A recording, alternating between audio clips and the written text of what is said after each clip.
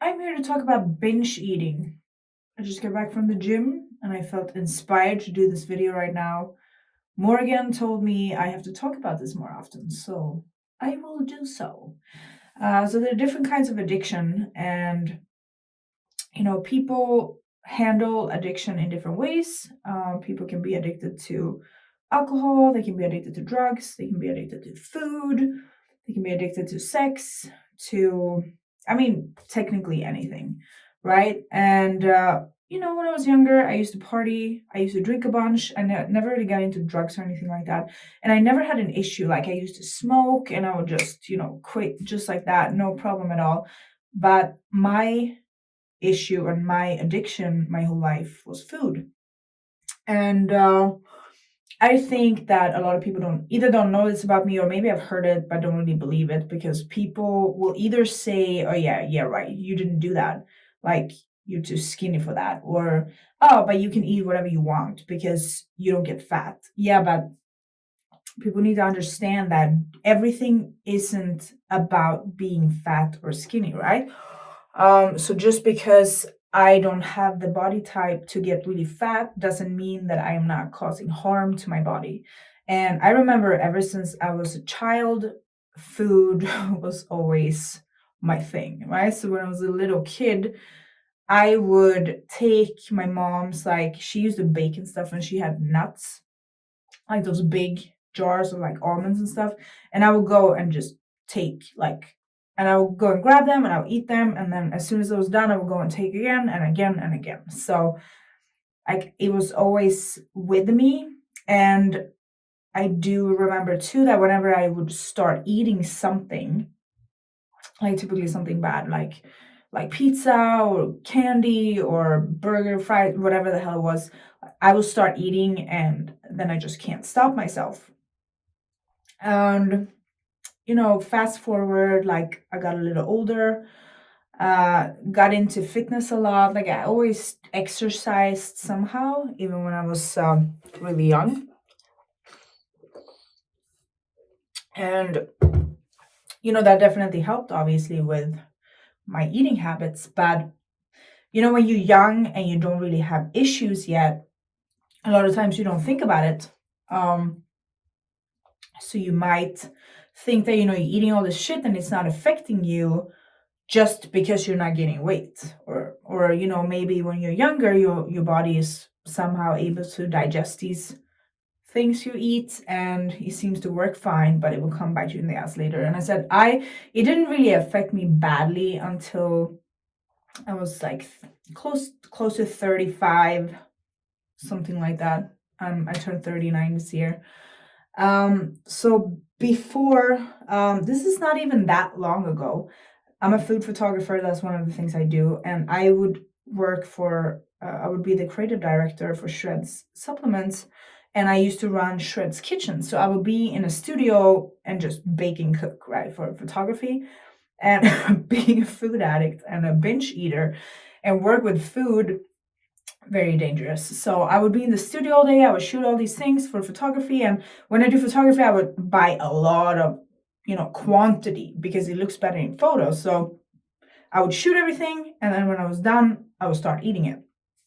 And, it would turn out pretty well in the beginning. And I would think, what, I'm not going to eat anything today. I'm going to be good. I'm going to eat my meal prep and then I'm going to train. So it would start well. I would have my meal prep and everything. And then the thing with me is this, people think that, things in moderation, well, yeah, it doesn't work for everybody. Because I was always like that if I had one bite, it just all turned into a blur. So I would have a bite of something thinking in my head, okay, today is going to be different. Today I'm going to be able to just have that bite. And it would never work out, right? So I would take a bite of something and then it was just disaster. And I will eat we're talking huge cakes for 10 people. And I would eat boxes of cookies and I would be eating. And then, I would start sweating and just barely can breathe because I was eating so much. And I would look at these packages oh my God, I just ate a large 10-person size cake and a box with 50 cookies.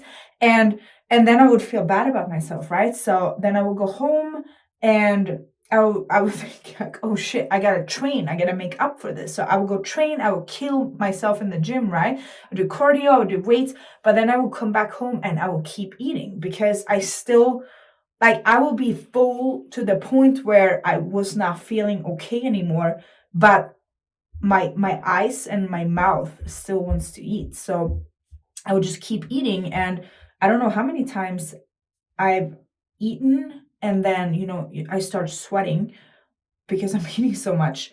And then I'm getting trouble breathing.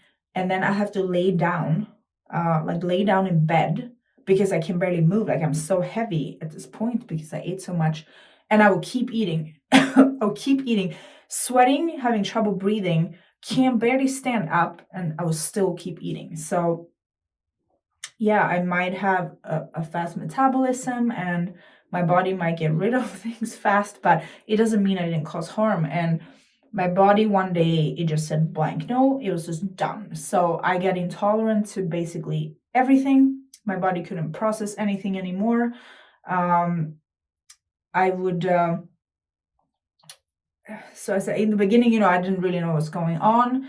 And it took a long time before I really started getting side effects, right? So I remember that I was on prep to compete at some point, right? And I woke up and it looked like I was pregnant and it hurt so damn bad. And we started like doing some sort of elimination diet and all these things, and nothing worked. I went to doctors and they couldn't find anything wrong with me. They kept saying the dumbest shit. They're like, yeah, it's your protein shakes. I'm like, I'm not drinking protein shakes, or it's your vitamins, or they would say just the dumbest shit. And then eventually I found a holistic doctor and we found out then that I was sensitive or intolerant to all these different foods. And on top of that, I had basically destroyed my immune system in my gut. So my body was no longer able to defend itself, basically. And I also had developed streptococcus in my stomach, which is very dangerous. And you could even die from this. So yeah, that was pretty bad. And what I had to do in the beginning was basically stop eating everything bad. And it was like I was so bad that I had hit rock bottom. That was rock bottom for me. And I had to be so good. Almost a whole year, I had to stay away from basically everything. And I think like that made me realize that, I can't live like this anymore. This is not gonna work. And it's hard because I said, just as let's say you're an alcoholic or a drug addict or something, and you get sober, you still have to keep working on it, right? You need to go to meetings or whatever it is you do, to maintain this. And it's the same for a food addict. But I also say this, I don't think any addiction is harder or easier than anything else. It's all something we have to deal with, and we always have to work on it. But the thing is with like alcohol or something, you can stop it completely and never touch it again. But food, you can't stop eating, right? And the binge eating, like when it kicks in, sometimes it doesn't even matter what it is. I don't know how many times I started eating something and I don't even like it, but I just want to keep eating. So I'll eat it anyway, even if I don't like it. So I said, and I said, very few people have actually seen me in action. A few has, and I said when I tell people the amount of food I was able to eat, I don't think people believe me. I don't think they understand. So then when I eventually got into fitness more and I wanted to compete, so I did competition way back. Just to try it out first. And I think that was kind of like my savior because I said, a lot of people think that in moderation you can do things, but it doesn't always work. And when you have an addiction like this, it's kind of all or nothing.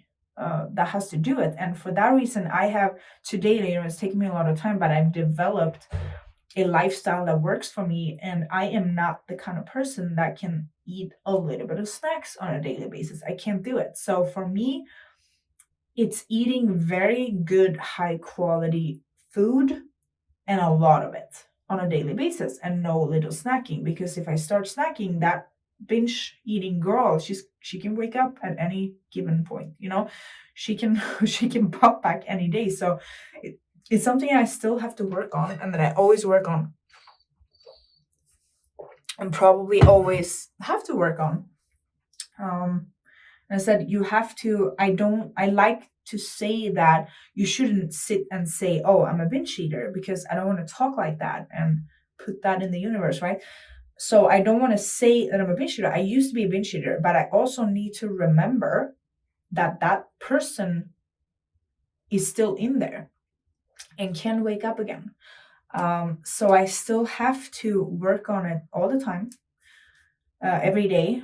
And I said, for me, it works to, I eat very good, high quality foods. I figured out what works for my body, what makes me happy, what makes me satisfied, and how to keep my body happy and full so that I don't get cravings. And one thing that I've done is I basically completely eliminated a lot of things, for health reasons, because it's not good for you, but also for the reason that if I do eat these things, I might get those cravings back, which, which can happen to anybody. But if I get those cravings, I'm not going to have a donut and a pizza. I'm going to have a family pie and a dozen donuts and a cake and a box of cookies. Like, it's not just a little snack. So I said, something I'm always going to work on. I'm going to work on my whole life. I treat it just as any other addiction. And I really want to start talking about it more, because I know we can help a lot of people. And I know a lot of people out there have the same issue. And some people maybe are overweight, or you see people that are overweight that have these problems. But I think it's sometimes hard for people to understand that even a person that is not overweight can have these same problems. And even if I don't get really fat, it's still destroying my body to have a lifestyle like that. It's destroying my gut, it's destroying my health, it's causing pain. I have a lot of injuries, so I have arthritis. So when I would be eating like this, I would get pain everywhere, and sometimes pain to the point where I couldn't even train properly, because it causes inflammation in the body. It causes inflammation in the gut, but also in the whole body, and then you start getting pain. And that's also why, the older, when you're young, that this shit hasn't really come bit you in the ass yet, but it will. And I really hope that by sharing this, I can make people think a little. So for some people, it takes to hit rock bottom to really understand that you might have to make a difference. But I'm hoping that, maybe some people will not have to go through that hell, and start thinking about it earlier. And yeah, I said, these days I don't really have cravings for, I still get cravings to eat, but I no longer have cravings to eat sugar, which I used to do. I used to eat a lot of sugar. Like, my every week I would be eating pizza and donuts and stuff. And I think thanks to me destroying my gut and creating all these food sensitivities, I had to stop eating these things. I didn't have a choice anymore. And once I stopped eating them, my cravings also went away, because I made my body clean and healthy, and I detoxed it, and it's strong and healthy, and I don't get sick. I don't really have pain ever. And, it's very, very rare. And I just feel better. And so I still do my cheats, but I cook them myself. I bake myself, and I try to do better choices, because I still like to eat quantity of food. So if I do my own cheat meal, I'll eat a lot of it. I really will. I don't know if that's gonna go away. And somehow I feel like when I'm satisfying that binge eating craving, but with more proper foods, I also don't eat as much, because junk food and shitty food and sugar and such, and all these like processed garbage they sell in the store, it's created to make you want to eat more. So quality food is very important, and you can still eat good things and eat a lot of food, once in a while. And then if you're feeding your body properly, you're getting all the nutrients that your body wants and needs, you're not going to get the same kind of cravings. But you still need to treat it. If you have this issue, don't just like brush it on the carpet and think it's going to be gone, because again, it can come back. She's still in there. And I always tell people, no matter what I look like, I am a fat ass at heart.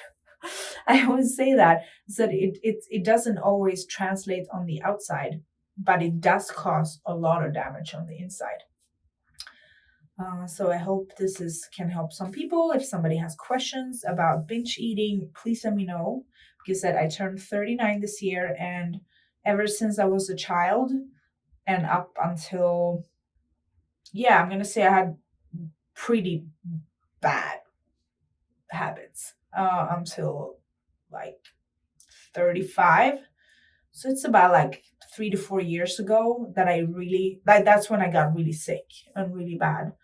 And, I thought I was eating healthy back then because I was still eating healthy on days, but then I had binge eating days. And before, I would have like three binge eating days per week. And now I only do about one. Once in a while, maybe I'll do two, but and that the times I eat more now is when I've been more active and my body is telling me, because my body's really noisy these days. It will tell me right away when it needs something. When you get really healthy and you eat clean and you don't put a lot of substances in your body that blocks your mind, your body will tell you what it needs. Your body will tell you when it needs more calories. Your body will tell you when it needs more sleep, when you need recovery and whatnot. So once in a while, if my body feel like I need more calories, I'm going to eat more. But again, I'm making way better choices. I can't remember the last time I really had sugar. As once in a while I have something that has maybe a couple of grams of sugar, but that's my limit. If I bake anything myself, I use no sugar at all. So it's working out well. But again, I said, I still treat it as if she's still in there. She still exists. She's not dead. She can't wake up. So I am always cautious. I always think about it. I do my mindset routines. I work on my health all the time. I do grounding. I do meditation. I do manifestations. All these things are very helpful. And questions, let me know. I'll happily do more videos about this, about binge eating. So if you have anything specific you want to know, please let me know. You can email me, you can comment on the video, you can DM me, you can reach me on many different platforms. So there will be more conversation about it. There will be more conversations about binge eating, because I think it's a very, very large problem. Addiction in general, there's a lot of addiction in the world. But I think people talk more about like alcoholism or drug addiction and such, and maybe not as much about binge eating. So I'm going to try to cover that here. Thank you for listening.